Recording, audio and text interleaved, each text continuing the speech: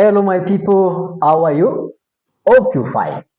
Even though we are going through a lot, this country is going through a lot. I know you know now. Lot of impeachment, or SHA, all those housing levy. I know you if you're public servant, you feel the pain of being deducted the 1.5 yes to that housing project. Okay, anyway, I'll not be talking about that today, but I want to take you through something that is ongoing right now and actually concerning the history of Kenya. I want to take you back to 1960 when Jomo Kenyatta was the president and how the then deputy president were selected, either we can call say appointed.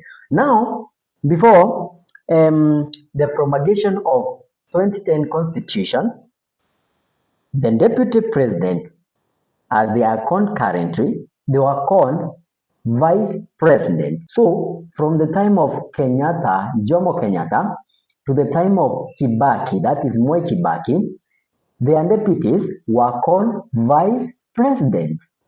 But now, after promulgation of 2010 constitution, which took effect in 2013 general election, they were now called deputy president. And I want to take you one by one. I'll be taking you through those vice president who served the shortest time, and you'll be wondering because there are some who even study for 60 days. And just leave alone the Rigathi Gachagua who has been there for 2 years. There are those who served for 60 days. You remember those days, there were no jokes because the president has the power, mandate to appoint, to fire. Yes, to hire and fire you as a vice president, even as a minister. He could fire you anytime. And that's why the constitution came and protected a lot of things, your freedom rights. Now, the first vice president of Kenya was Jaramogi Oginga Odinga, the father to Raila Odinga. This served under the president Jomo Kenyatta after Kenya now gained independence. He served for 1 year, that is 1964 to 1965. And now, what led Jaramogi Oginga Odinga to leave office? Why he left office? Why he served for 1 year? And you know, Jomo Kenyatta served from that time to 1978 before he died. Jaramogi Oginga Odinga advocated for communism, whereby the citizen have equal shares. All property, things are owned by citizen. You see, that is, he advocated for that together with the other countries, you know, even Soviet Union advocated for communism, while the Western countries advocated for capitalism. And now Jomo Kenyatta was not supporting for that. So Jaramogi Oginga Odinga, and to leave office, he resigned. Now that was the first vice president of this country, Kenya, Jaramogi Oginga Odinga. The second vice president of Kenya was Joseph Murumbi. This one served for 120 days.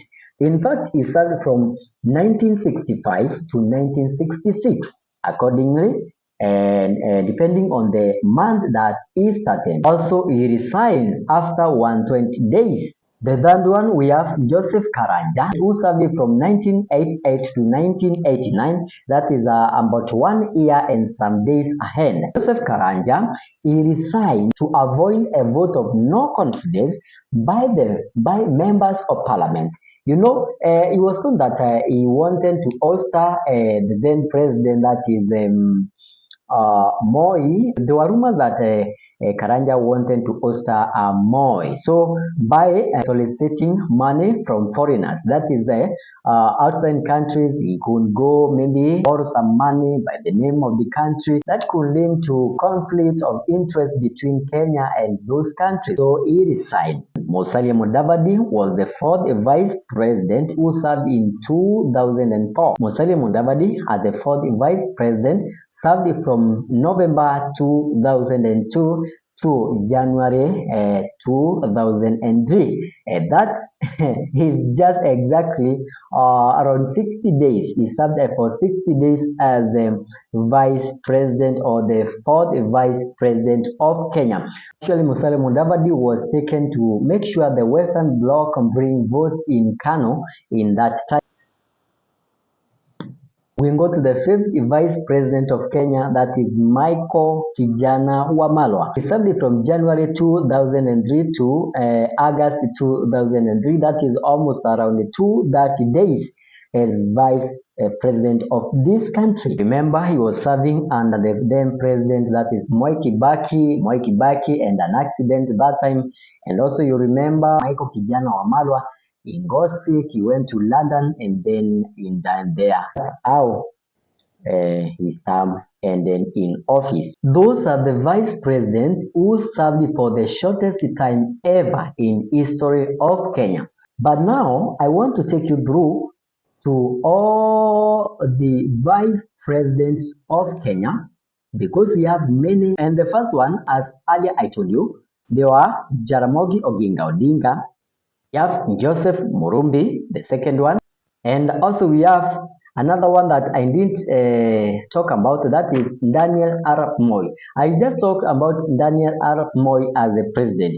He was also vice president to the late Jomo Kenyatta. Daniel Arap Moi served as vice president from 1967 to 1978 until the then president Jomo Kenyatta died, and then Moi took over as the president. So he served for almost 11 years. The late Moi Kibaki, who was also the president, served from 1978 to 1988.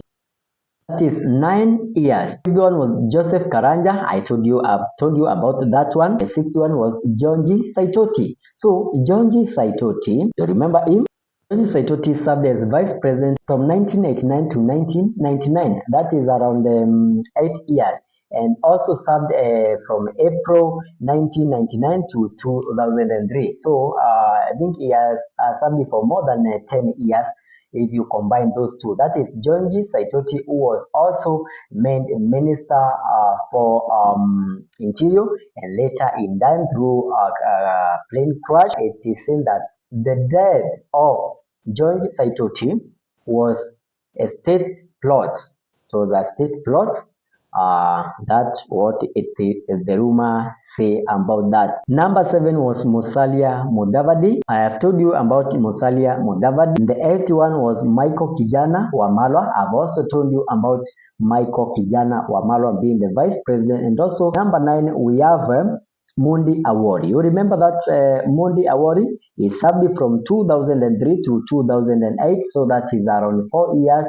That is Mundi Awori, and remember this time you're serving under the President Mwai Kibaki. Yes, Mwai Kibaki.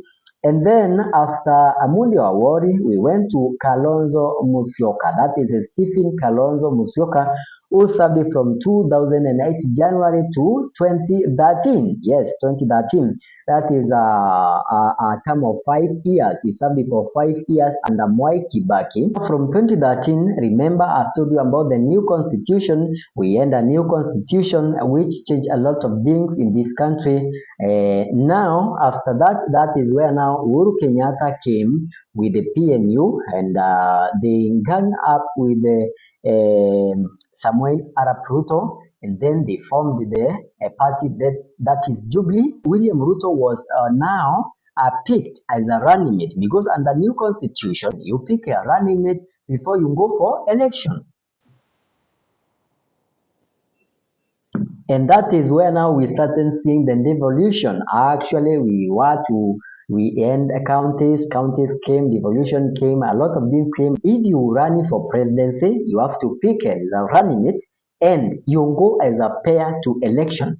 That means you as a president, you cannot fire your deputy president. Remember, from vice president to deputy president, it means you cannot fire. Now, the only way you can remove or fire your deputy president, it is through the vote from the houses, both houses, that is National Assembly and also the Senate. Okay, and that's why now you can see William Ruto was the first deputy president who served it from 2013 to 2022 under the reign of President Uhuru Kenyatta. And then after the 2022 election, now William Ruto from deputy president, he contested for presidency and he won. But he picked Geoffrey Rigathi Gachagua as his running mate, and they went for election and they won as Kenya Kwanza. And now Rigathi Gachagua has served for 2 years, and within those 2 years, even the first term is not over, the marriage has broken up. Yes, the marriage has broken. You can remember during the reign of Uhuru Kenyatta, the second term, Uhuru Kenyatta teamed up with Raila Odinga, and that's where the problem started coming on the side of William Ruto as the deputy president. So, deputy president then William Ruto was sidelined. He was not given duties. Some duties were given to even ministers. Sometime you could see Uhuru Kenyatta going places with Raila Odinga. There was no regard for William Ruto as deputy president at that time. Even though Uhuru Kenyatta never reached a time to think of even removing his deputy president from office. He never thought of that, and they went up to the time when he neared the election, and now William Ruto started campaigning for the bid of presidency in 2022. Those 2 years that William Ruto has been president, Rigathi Gachagua being the deputy president, there have been a lot of cracks, and these cracks has led to Ruto eliminating Gachagua as his deputy through the vote of the parliament, that is national parliament, and the Senate. And we just were waiting to see how things will be. Now, Professor Kithure Kindiki has been nominated by the president to be the next deputy president, and if things will go well, it means Kithure Kindiki will be the third deputy president of Kenya under the constitution of 2010. Remember, we have a case in court, and we are waiting to see whether they are going to determine about the whole thing of impeaching Gachagua and the progress of Professor Kithure Kindiki, whether he will be given a limelight to go on for swearing in or not. Remember to subscribe. If you haven't subscribed, please make sure you give me that subscription button.